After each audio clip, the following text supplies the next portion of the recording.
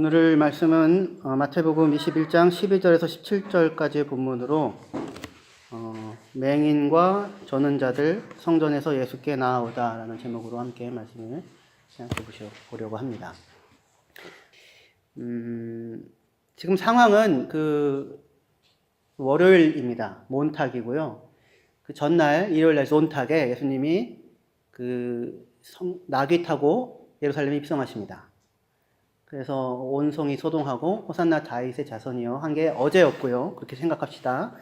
그리고 오늘 지금은 이제 월요일이에요. 월요일날 예수님이 성전으로 들어가셔가지고 성전에서 돈 바꾸는 사람, 물건 사고 파는 사람, 비둘기 파는 사람, 양 파는 사람, 상들을 다 뒤집어 엎으시는 일을 하십니다. 성전에 왜 이런 게 있었을까요?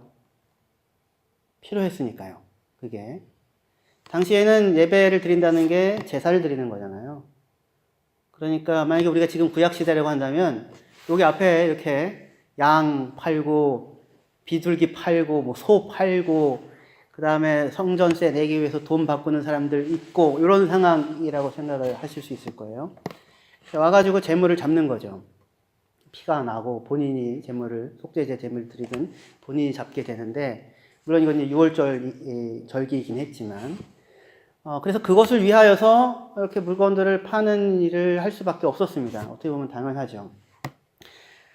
그런데 그 속에서 예수님께서 그것들 다 둘러 엎으시면서 내 집은 기도의 집인데 너희가 강도의 속을 만들었다 이렇게 말씀하십니다. 이 내용은 제가 여러 번 여러분들에게 말씀을 드렸다고 저는 알고 있고 여러분들도 알고 있다고 생각을 하는데, 오늘 포인트는 이 자세한 이야기들, 무슨 강도의 구렬, 예레미야 이런 말씀들을 살펴보려고 하는 게 아니라 기도의 집이라고 하는 맹인과 또 다리 저는 사람들이 예수께 나왔다. 그게 기도의 집을 나타내는 것이다. 요 한 포인트를 우리가 살펴보려고 하는 것입니다.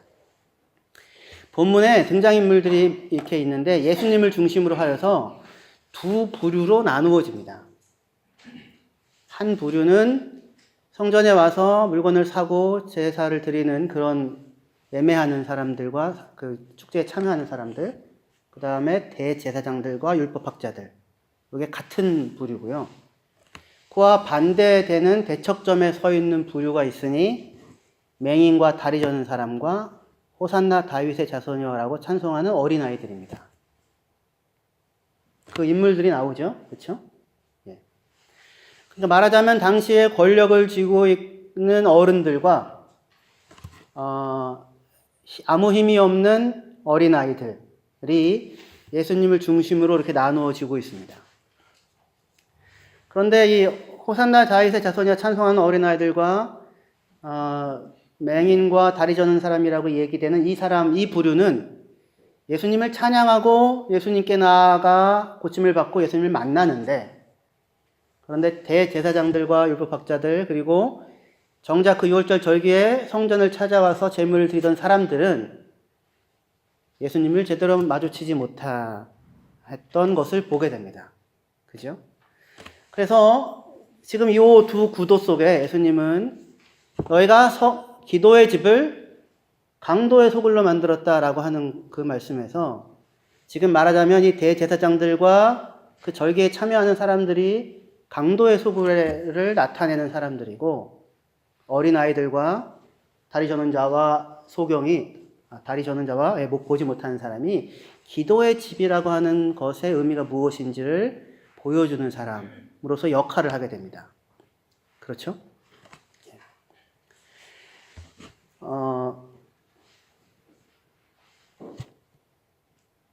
이게 참 놀라운 일인데요.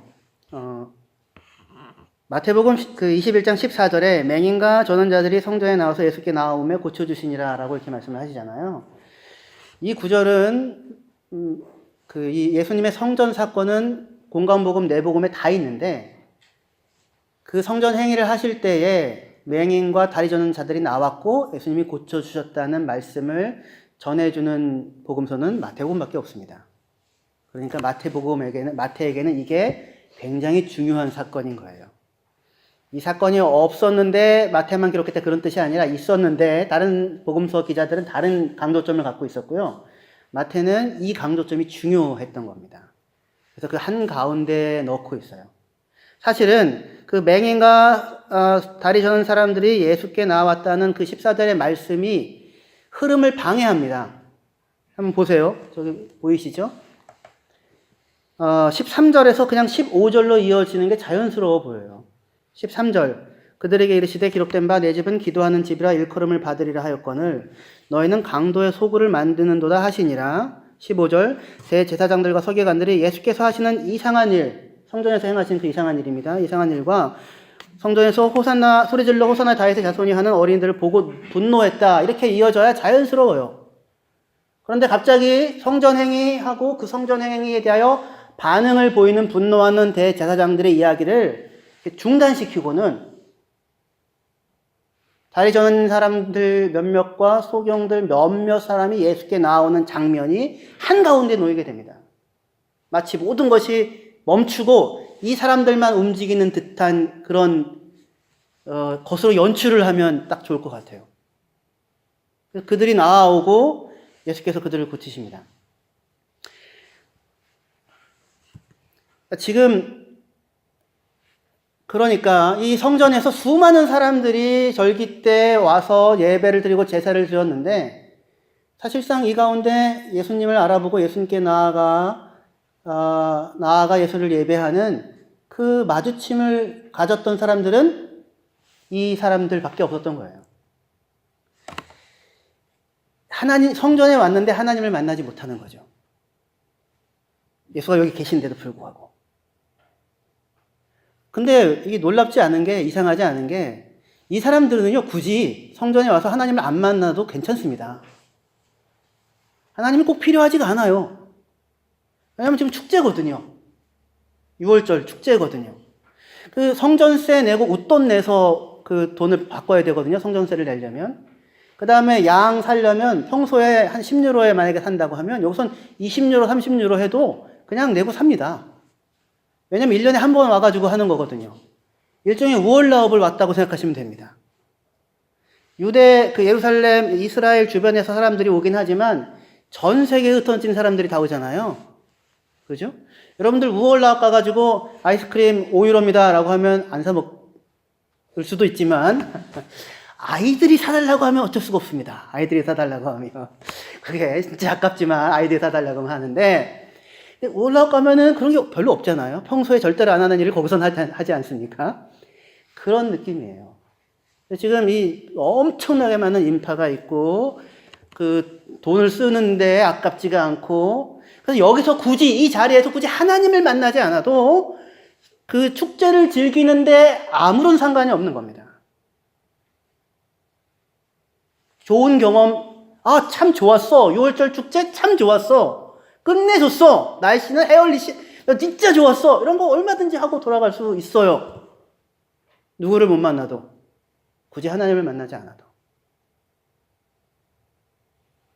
그 속에서, 그런데 마태가 이렇게 중단을 시켜고는 기도의 집을 만들어주는 다리 저는 사람과 보지 못하는 사람들이 예수께 나아오니 고치시더라. 라는 말씀을 중간에 소개합니다.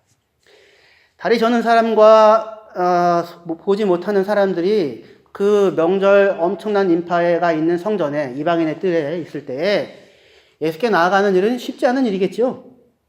킬러 목회에서 저 앞에 제 가족이 갔는데 놓쳤습니다.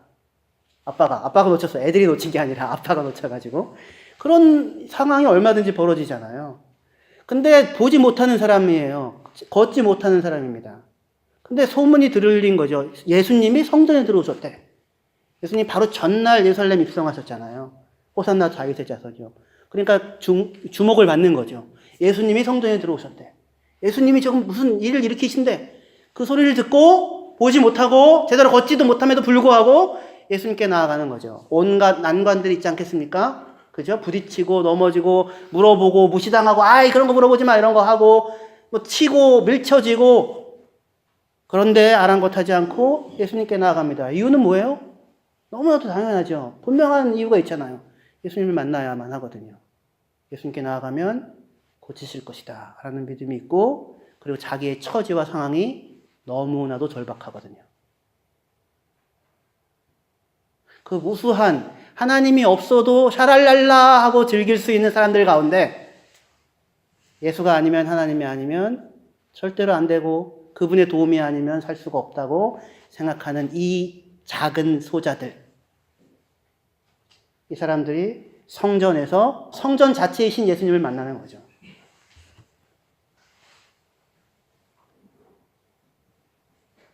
이 기도입니다. 기도. 그러니까 기도는 마음 가난한 사람만 할 수 있어요. 부자들은 기도할 수 없습니다. 하나님 없어도 괜찮거든요. 지난주에 시티스터드가 자기 재산 다 선교에 기부하고는 맨몸으로 선교사로 나갔다고 했잖아요. 가지고 있는 것으로 줄 수 있는 것이 아니다. 그거 돈으로 생명 만들 수 있는 게 아니다. 라고 하는 것을 알지요. 그래서 하나님만을 의지하는 사람으로 생명을 전달하는 생명의 전달자로 살기 위해서 사실은 다 놓고는 나갑니다. 다 버리라는 얘기 아니고요. 이제부터 다 파십시오. 하나님 누리시려면. 그러면 우리는 팔았다고 하는 그 명예를 끝까지 가진 부자로 살게 됩니다. 그러니까 그렇게 하지 마십시오. 절대로. 예. 팔든 팔지 않든 현재 내 처지가 어떤 처지에 있는가를 확인하는 자가 기도합니다. 가난한 자가 복이 있나니 그가 기도하겠죠. 그럼 천국을 맛볼 것입니다. 반드시. 너희 여호와의 선하심을 맛보아 알지어다. 근데 왜 그게 맛보아 알아지지 않나요? 하나님이 없어도 괜찮거든요. 굳이 하나님께 구하지 않거든요. 좀 손해네. 좀 이득이네. 지금 이 사람들이 와가지고 하는 일이 강도의 불의라고 했는데, 물론 여러 가지 예레미야를 가지고 의미를 설명할 수 있지만, 기도라고 하는 그 내용만으로 생각을 해본다면, 기도는 뭡니까? 주님, 제가 50유로 드릴 테니까요, 5,000유로만 주십시오. 뭐 하나님한테 껌 아닙니까? 이게 기도입니까? 저희 청소년부 애들한테 이걸 하고 왔습니다. 그랬더니 애들이 아니요 이렇게 얘기하더라고요. 주님, 제가 양 한 마리 잡아드렸으니까요, 한 5,000마리만 주시죠. 도둑놈 아닙니까? 도둑놈? 이 거래를 한다고요. 거래를. 하나님이 안 필요하고요, 양 5,000마리가 필요하거든요. 내가 뭔가를 내놓을 것이 있고 희생했으니 하나님 내게 좋은 걸 주십시오를 기도로 생각하는 거예요. 그건 다 강도짓이죠. 그럴 무슨 권리가 있습니까? 그런데 지금 이 다리 저는 자와 소경은 아무것도 내어놓을 게 없잖아요. 이 사람들이 와가지고 주섬주섬 뭔가를 꺼내며 예수님 별거 안 되지만 구걸하여 얻은 것이 있나이다. 이거를 받으시고 저를 고쳐주십시오. 그런 게 아니잖아요. 아무것도 내어놓을 것이 없어요. 그런데 오직 하나님만이, 오직 예수님만이, 그 긍휼히 여기시는 그분의 긍휼만이 나를 살리실 수 있다고 하는 것을 알잖아요. 그래서 정말 아무것도 없는 사람으로 나가는 것입니다.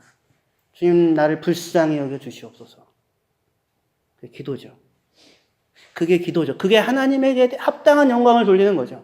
만약에 여러분들의 자녀가 와가지고 엄마, 제가 집에서 열심히 청소하고 설거지를 했으니까요, 밥이라도 제발 해주십시오.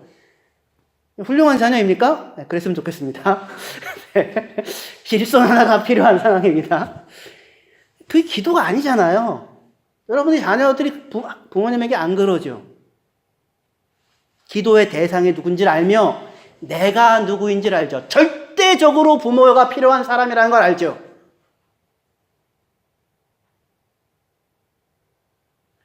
수많은 사람들이 자신의 처지가 무엇인지를 모르고 하나님을 찾지 않습니다.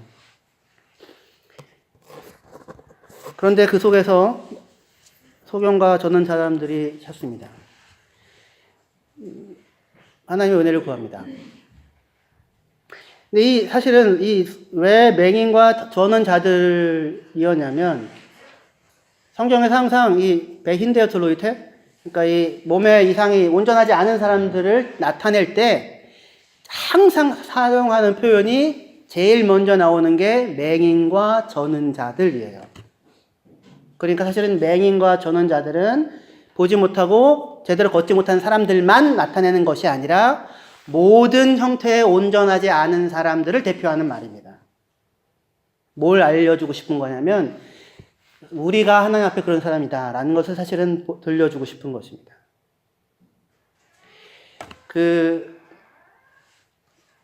여부스라는 성이 있는데 그 사람들이 다윗이 치려고 할 때에 맹인과 저는 자만으로도 물리칠 수 있어 이렇게 얘기하거든요. 그러니까 그게 이제 말하자면 대표하는 거예요. 포로에 끌려갔다가 돌아오는 사람들에 대하여 이야기할 때도 항상 맹인과 전은자들이에요. 또는 전은자들과 맹인. 요한복음 5장에 베데스다 연못가에 많은 병자들이 있는데 많은 병자들과 맹인과 전은자들과 혈기 마른 사람들이 있더라 그래요. 그러니까 항상 맹인과 전은 사람들은 이 온전하지 못한 사람들의 대표인 거죠. 그런데 여러분들은 어떻습니까? 똑바로 온전하게 보고 계십니까? 그리고 똑바로 걷고 계신가요? 내가 똑바로 보고 있다면, 내가 이미 잘 보고 있다고 생각한다면 굳이 예수께 나와 나로 보게 하여 주십시오라고 기도하지 않아도 될 거예요. 내가 똑바로 걷고 있다고 생각한다면 굳이 그렇게 간절하게 나와 나로 고쳐주셔서 똑바로 걷게 해주십시오라고 그렇게 얘기하지 않을 거예요. 근데 우리는 사실은 똑바로 보지 못하고 똑바로 걷지 못하거든요. 부모님들이 자녀들한테 이렇게 해라 저렇게 해라 저렇게 해라 하죠. 똑바로 살아라 하죠. 사실은 그 얘기하면서 제가 두렵습니다. 저도. 아빠는 이런 얘기하면은 저희 집에 조금만큼만 아마 하지 않을까 싶습니다. 아이들이 아빠는 이렇게 할 것 같은데 똑바로 보지 못하고요. 똑바로 걷지 못합니다. 이게 중력이라는 게 이렇게 있으면 이렇게 공간이 휘어진다면서요. 시공간이 왜곡되거든요. 자기를 중심으로 다 뒤틀립니다. 왜곡되죠. 똑바로 보지 못합니다. 똑바로 걷지 못합니다. 진리를 아는 사람은, 진리를 가지고 있는 사람은 똑바로 보고 똑바로 걸을 수 있는 사람이 진리를 갖고 있는 사람이 아니라 진리에 만난 사람은 내가 똑바로 보지 못하고 똑바로 걷지 못합니다 라고 하는 고백을 가진 사람들입니다. 그래서 누가 필요해요? 하나님이 필요합니다. 절대적으로 하나님이 필요합니다. 근데 우리가 똑바로 보고 있다고 생각하거든요. 그래서 하나님의 말씀을 안 들어요. 하나님이 이렇게 말씀하시면 주님의 말씀은 이런 줄을 제가 잘 압니다. 하지만 제가 보기에는 이게 맞는 것 같습니다. 내가 보기에는 나는 그렇게 보이니까 분명히. 그러나 하나님의 말씀이 그렇게 얘기하지 않는다면 그게 아니잖아요. 우리가 제대로 보지 못한다고 하는 것을 잘 확인시켜주는 것이 그 앞에 나오는 사건인데요. 예수님께서 예루살렘에 들어가기 전에 여리고에서 2명의 소경이 다윗의 자손이여 우리를 불쌍히 여겨주소서 다윗의 자손이여 라고 2번이나 외칩니다. 예수님께서 멈추어서 내가 너에게 무엇을 하여 주기를 원하느냐라고 물어요. 당연히 보기를 원합니다 라고 단순하게 대답하겠죠. 하죠. 예수님께서 보아라 라고 하지 않고 불쌍히 여기셔서 그 눈을 만져주시니라 이렇게 얘기해요. 선하신 하나님을 만나요. 눈 떴다가 아니라 선하신 예수 그리스도를, 나를 불쌍히 여겨주시는 예수 그리스도를 만납니다. 나를 만져주시는. 단순해요. 그죠? 되게 단순한 소원이죠. 예수님께 묻잖아요. 무엇을 하여 주기를 원하는가? 여러분들에게 지금 묻는다면 뭐라고 얘기하겠습니까? 근데 이 똑같은 물음을 예수님이 그 전에, 바로 직전에 세베대의 아들들의 어머니가 와서 예수님께 뭔가를 구하거든요. 예수님이 묻습니다. 당신들에게 무엇을 하여 주기를 원하십니까? 똑같은 물음이에요. 그런데 세베대의 아들들의 어머니는 뭘 원한다고 얘기합니까? 주의 나라의 좌우편에 앉게 하여 주시옵소서. 똑바로 보고 있는 것입니까? 똑바로 보고 있지 않은 거죠. 도대체 주의 나라가 뭔지, 메시아의 나라가 뭔지, 좌우편에 앉는다는 것은 무엇인지 전혀 알지 못하죠. 너희가 무엇을 구하는지 알지 못하는도다. 만약에 지금 주님께서 돌아보시고는 여러분에게 단 한 번, 단 하나 무엇을 하여 주기를 원하느냐라고 물으신다면 여러분들이 당장 할 수 있는 대답은 무엇입니까? 여리고의 도소경은 분명하고 단순했죠. 주여 보기를 원합니다. 아까 우리 찬양했잖아요. 나의 평생에 단 한 가지 소원 주의 아름다우심 보며 사랑 노래하는 것. 거기 여러분들 고백했지요. 나의 평생에 단 한 가지 소원 주의 아름다우심 보며. 주님의 모습을 똑바로 보고 주님이 걸어가시는 길을 따라가는 것이 우리의 소원이죠. 그래야 똑바로 보고 똑바로 걷는 거죠. 예배입니다. 기도이고요. 우리가 보는 것은, 우리의 소원은 무엇입니까? 아이들한테, 얘들아, 너희한테 예수님이 딱 한 가지, 하나만 구할 수 있다고 얘기하면, 뭘 구할래? 애들이 다 이렇게 웃어요. 그래가지고, 플레이스테이션이요. 그때 애들이 다 웃더라고요. 아, 그거는 아니다, 이거죠. 주의 좌우편이요. 푸른 마르고 꽃은 시드나 하나님의 말씀은 세세토록 있도다. 푸른 마르고 꽃은 시드나. 우리가 평생에 구해야 할 것, 평생에 보아야 할 것, 시들어버리고 떨어져 버리는 영광이 아니라 예수를 보고 예수가 걸어가신 길을 따라가는 것. 나의 평생에 단 한 가지 소원, 주의 아름다우심 보며 사랑 노래하는 것. 하나님의 선하심을 맛보아 알고 살아가는 것. 회복이 되었지만 아직 우리 시각은 온전하지 않습니다. 평생 죽을 때까지, 하나님 나라 갈 때까지 아직도 희미하게 볼 수밖에 없을 거예요. 그래서 기도해야 합니다. 그래서 나를 잡아주는 사람이 필요합니다. 나와 다른 시각으로 보아주는, 다른 방향을 보아주는 사람들이 필요합니다. 아무도 온전하지 않거든요. 그러나 우리 가운데 예수께서 계십니다. 그것을 공동체적으로 고백하는 것이 교회에서의 예배입니다.